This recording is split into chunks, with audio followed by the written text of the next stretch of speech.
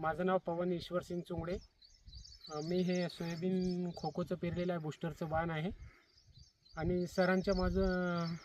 राजूकर सरांच्या माहितीनुसार आम्ही ते BBF पेरलेलं आहे. आणि 2 वळीतील अंतर 18 इंच आहे. आणि हे आता असं आलेलं आहे. मला सांगा, बेड कितीची केली होती तुम्ही? 4 फुटाचे बेड पाडून त्याच्यावर ओळी किती टाकल्या होत्या? 4 फुटाच्या बेडवर 3 वळी टाकल्या होत्या. हां. आणि 2 रोपातील अंतर किती सेंटीमीटर ठेवलं होतं? म्हणजे किती इंचावर पेरणी केली? 4 इंचावर पेरणी. 4 इंचावर. आणि 2 ओळीतील अंतर 18 फूट, 18 इंच. हा, बरोबर आहे.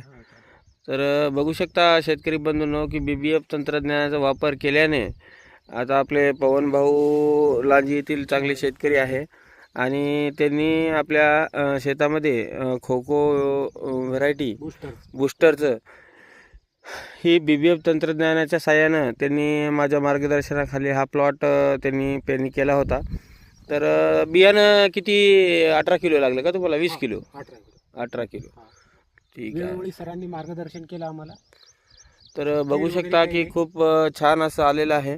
आणि BBF तंत्रज्ञानाचा वापर केल्यामुळे थोडी वाढ पण होते. आणि वाढ झाल्यामुळे फुलधारणा चांगली होऊन उत्पन्नामध्ये 20 ते 25% वाढ होते. तर माझी अशी विनंती आहे शेतकरी बंधूंनो की BBF तंत्रज्ञानाचा वापर करूनच आपण आपल्या शेताची पेरणी केल्याने निश्चितच फायदा होणार आहे आपला. आणि तुम्ही बघू शकता की पवन भाऊचं सोयाबीन हे फार सुंदर असं आलेलं आहे. आणि आपण ज्यावेळेस फवारणी करत असताना आपण सोयाबीनमध्ये परड नावाचा जो साप आहे, घोणस ना, ते मोठ्या प्रमाणामध्ये आढळतो. तर त्यामुळे जर आपण BBF तंत्रज्ञानाचा वापर करून आपण त्याच्या साह्याने जर चाललो तासानं, तर आपल्याला कसलाही आपल्या जीविताचा धोका राहत नाही. आणि या सापापासून आपला निश्चितपणेच बचाव होतो. आणि बघू शकता तुम्ही आता की खूप छान आलेला आहे. तर मला सांगा, उत्पन्न एकरी म्हणजे आता तुम्हाला किती, गेल्या वर्षी किती आलं होतं? सर आम्ही ते गेल्या वर्षी असं पेरलं होतं बैलाच्या सहाऱ्यानं. बरं. तर आम्हाला 5 पोते झालं होतं एकरी. हा.